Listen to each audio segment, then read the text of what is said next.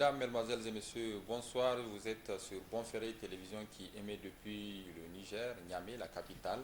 Nous sommes dimanche 23 juillet 2023, il est 21 heures et c'est l'heure de la grande édition d'information dominicale dont j'ai le grand plaisir de vous présenter. L'installation de la saison des pluies rime au Niger avec l'explosion du nombre d'infections à paludisme. La maladie a causé l'année dernière le décès de 5 558 personnes selon les données du ministère de la Santé publique. Pour faire face à cette maladie, le Niger envisage d'intensifier la campagne de prévention contre cette maladie. À cet effet, l'Alliance mondiale pour les vaccins compte mettre à la disposition de 12 pays africains, dont le nôtre, 18 millions de doses de vaccins pour faire face à cette maladie qui fait d'énormes décès dans les pays africains. On fait le point avec Youssoufou Haïdara. Le Niger bénéficiera très prochainement du vaccin contre le paludisme avec d'autres pays africains, déclare l'Alliance mondiale pour les vaccins Gavi, rapporté par Reuters.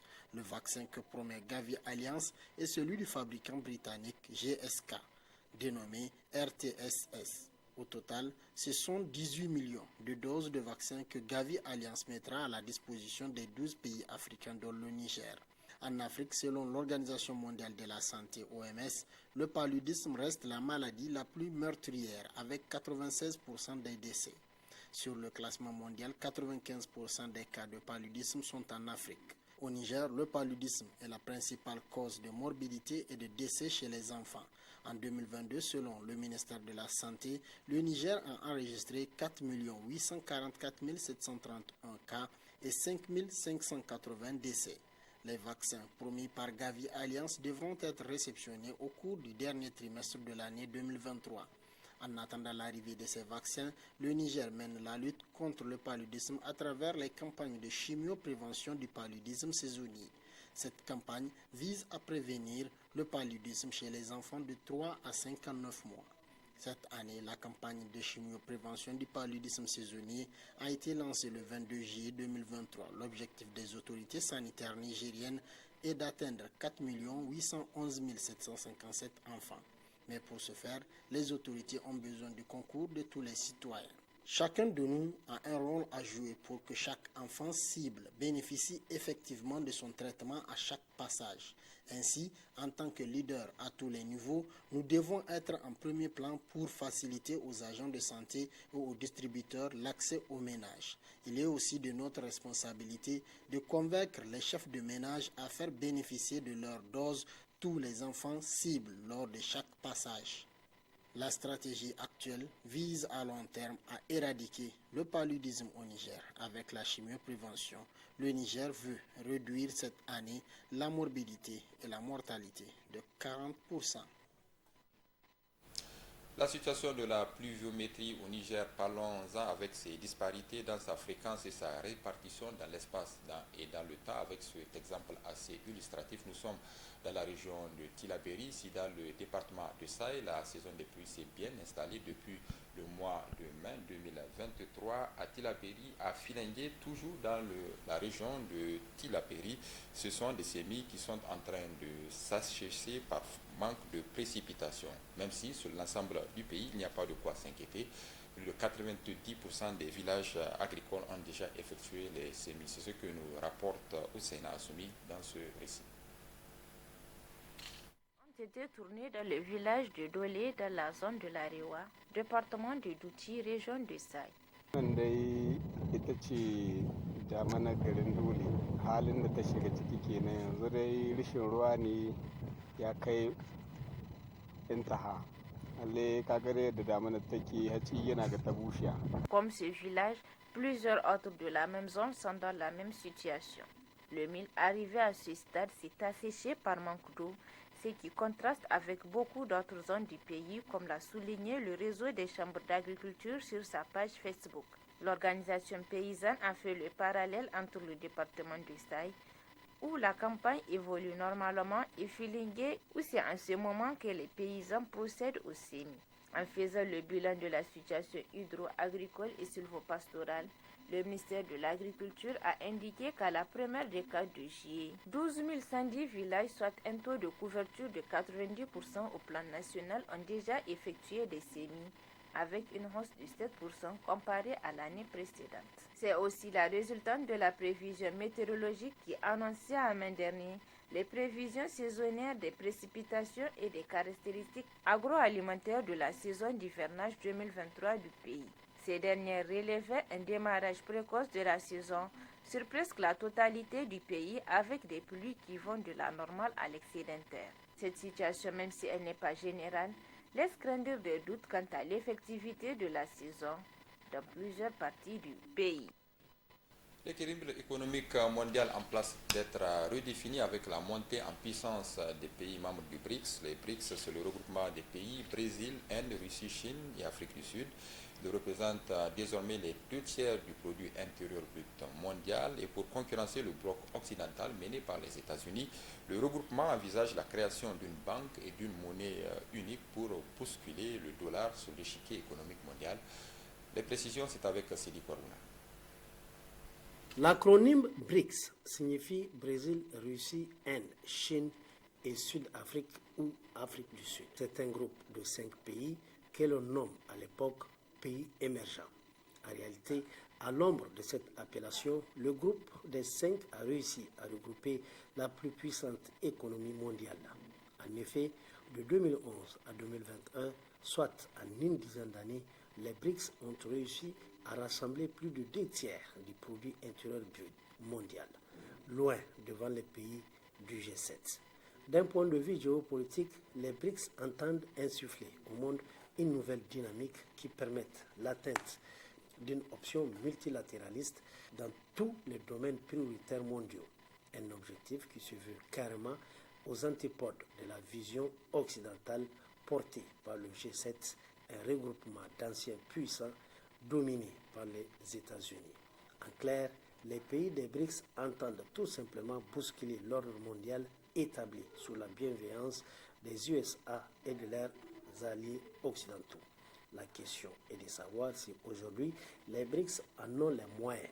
Une chose est sûre, leur démarche à cet effet semble bien ancrée pour réussir cette transition. C'est dans cette optique qu'il faut voir la mise en place de plusieurs projets, dont la Banque des BRICS et la mise en place prochaine d'une monnaie commune et donc la volonté de dédollariser leur économie respective et même l'économie mondiale. Un signe qui ne tombe pas sur leur volonté de contrer l'hégémonie américaine. Une autre question, quel va être le positionnement de l'Afrique dans cette dynamique de refonte de l'ordre mondial? Faute de répondre tout de suite par l'affirmative, il faut cependant noter le besoin exprimé par plusieurs pays à travers l'Afrique de répondre aux sirènes des BRICS. Des pays poids lourds en Afrique comme l'Algérie, l'Égypte, le Nigeria, pour ne citer que cela. Comment d'ailleurs peut-il en être autrement? Les BRICS aujourd'hui offrent plus d'opportunités que tout autre bloc. Mieux, l'expérience de la coopération avec le G7 où le monde occidental est aujourd'hui plus que décevante, avec tous les revers qu'elle présente ou qu'elle a présentés et tous les défis qu'elle a fait peser sur le continent noir. Plus de 5 décennies de coopération et au finish, l'Afrique n'a récolté que le terrorisme comme résultat. On peut dire aisément imaginer aujourd'hui de quel côté se trouve le salut de l'Afrique. Retour au pays pour parler de cette situation d'insalubrité au quartier Bassora de Niamey où les ordures gagnent du terrain avec comme conséquence le risque élevé pour les populations de contracter différentes maladies, surtout en cette saison de pluie, dont le paludisme, nous en parlions il y a quelques instants dans ce journal. Le cri de cœur de ces populations à l'endroit des autorités de la ville de Niamey, c'est que tout simplement ces ordures soient enlevées. On fait le point avec Souleymane Ousmane. Dans certains quartiers de la capitale, les habitants cohabitent avec des tas d'immondices et d'ordures. C'est le cas du quartier Bassora. La voie latéritique du quartier, en plus d'être tortueuse et désagrégée, est complètement impraticable. Plastique, détruit, vieux pneus, bref, un cocktail favorable au développement de toutes sortes de bactéries. Face à la situation et surtout à la démission des décideurs, les habitants du quartier et usagers de la route ont dénoncé cette situation. C'est difficile de se mouvoir dans le quartier. Vous voyez vous-même l'état du quartier. C'est des ordures un peu partout. à quelques mètres des habitations. Il n'est pas donc normal. Le bon milieu d'un quartier soit transformé en dépotoir.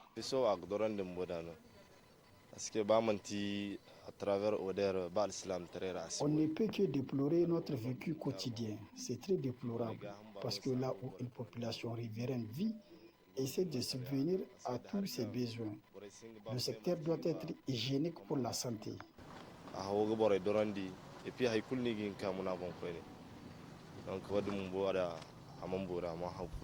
Les riverains du quartier lancent leur cri de cœur aux autorités de Niamey.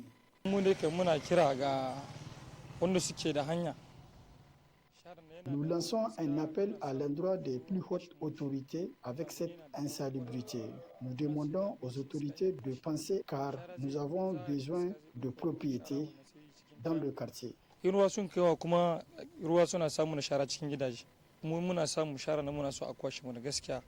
Ce que nous voulons, c'est de faire dégager ces ordures. C'est ça notre appel à l'endroit des plus hautes autorités.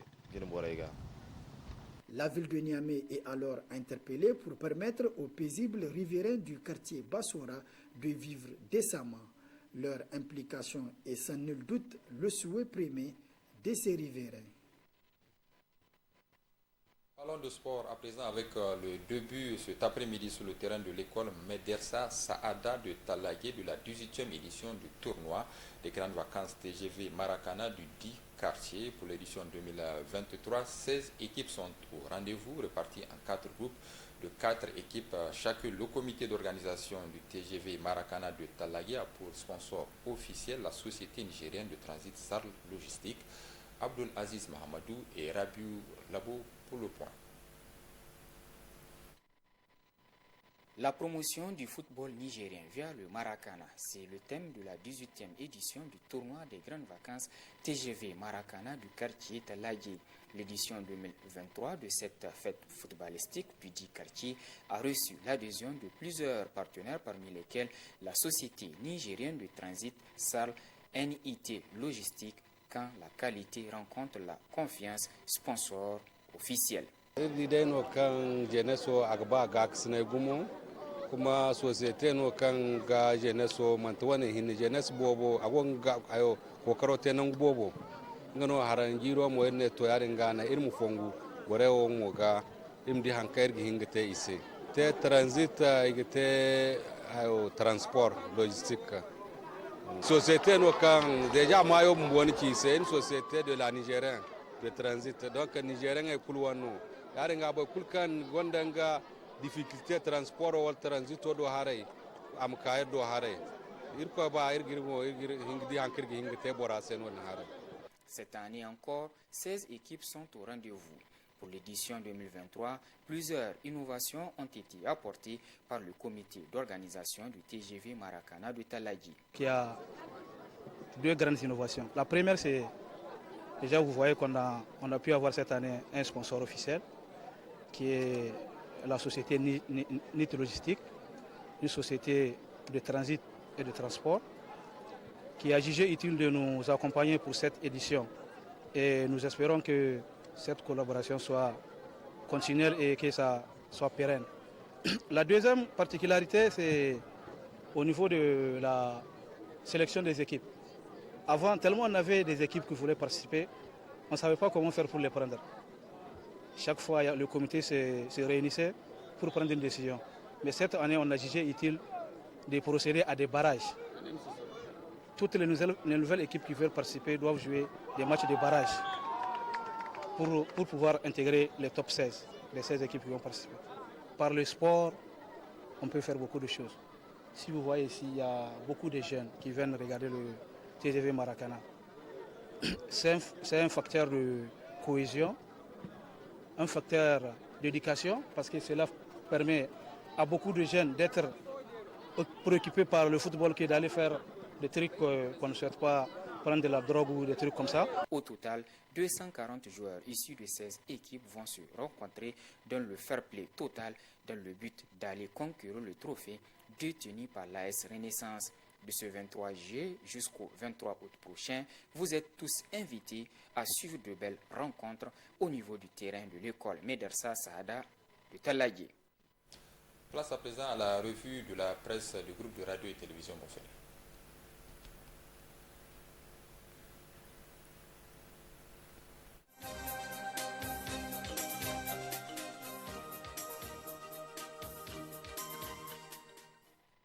À présent, la revue de presse de Bonferré et c'est avec Mustapha Abdrahmane Zongoma. Mustapha, bonsoir. Bonsoir Samira. Que nous rapportent nos confrères de la presse écrite cette semaine? Cette semaine, les parutions ont évoqué la révision du code électoral, l'après-élection partielle de la diaspora au PNDS Tareya, la question de la corruption et celle de l'insécurité. Et nous débutons avec l'avant-projet de révision du code électoral. Le Canard en furie titre à sa une « Quand la soif de pouvoir rend amnésique les princes roses ». La révision du code électoral n'est pas un nouveau débat au Niger. Depuis l'instauration de l'ère démocratique, elle a toujours suscité des tensions entre tenants du pouvoir et partis politiques de l'opposition. Écrit le journal Le Canard en furie de cette semaine, les lois électorales de l'ère démocratique, même si elles ne sont pas parfaites, ont été élaborées pour la plupart par des autorités de transition politique et elles reflétaient les vraies préoccupations du pays puisque confectionnées dans un esprit désintéressé et aussi dans un esprit d'objectivité relative associant toutes les parties prenantes à la question, rappelle le journal. Sous la 5e République, par exemple, dirigée par le tandem Tanja Mamadou et Ama Amadou, une révision du code électoral de 1999 a été envisagée. C'était le 4 avril 2003 et l'on se rappelle qu'il y avait dans ce projet la question de la révision du code électoral, la proposition de porter à 50 millions de francs CFA la caution pour l'élection présidentielle. À cette époque, Mahamadou Issoufou, président du PNDS Tareya et de la CFD, avait manifesté la plus vive opposition à ce projet de modification de la loi électorale qu'il qualifiait de procédure unilatérale qui rime d'avec une entreprise annonciatrice d'un hold-up électoral rampant avant d'en appeler à la résistance citoyenne pour faire échec à ce projet de modification de la loi électorale. Aujourd'hui, 20 ans après, cette caution est sur le point d'être multipliée par 8 puisqu'elle est actuellement de 25 millions de nos francs CFA, rappelle le journal. C'est après avoir sciemment créé toutes les conditions possibles pour pousser l'opposition politique à boycotter le CNDP, que le régime actuel avait réussi en catimini à mettre en place un soi-disant comité chargé d'élaborer un avant-projet de code électoral dont les propositions viennent d'être rendues publiques. Ces propositions sont scandaleuses, ridicules et témoignent sans doute du manque de respect du régime de la Renaissance vis-à-vis du peuple nigérien dans son ensemble. Ils profitent en effet de leur position politique hégémonique pour fixer des tarifs que seuls peuvent payer pour prétendre à des mandats électifs. Voilà en fait le triste et funeste dessein politique et électoral poursuivi par le PNDS Tareya et ses principaux animateurs à travers cet avant-projet de révision du code électoral très controversé et au demeurant scélérat et profondément antidémocratique. L'hebdomadaire La Roue de l'histoire de cette semaine parle plutôt de campagne d'intoxication ou déficit d'information par rapport à ce processus de révision des tests électoraux. Le confrère souligne que l'aspect qui focalise le plus les débats sur la question de la révision de la charte des partis politiques est lié aux frais électoraux qui sont versés au trésor public en période électorale par tous les candidats ou les partis politiques en compétition, alors qu'il y a beaucoup d'autres points aussi importants dans ce document. Toujours est-il que le tout reste et demeure des propositions qui seront examinées à la prochaine réunion du Conseil national du dialogue politique, le CNDP, et le principe de cet organe, comme on le sait, c'est le consensus. Cela veut dire que tous ces débats houleux et ces accusations ne sont que des procès d'intention.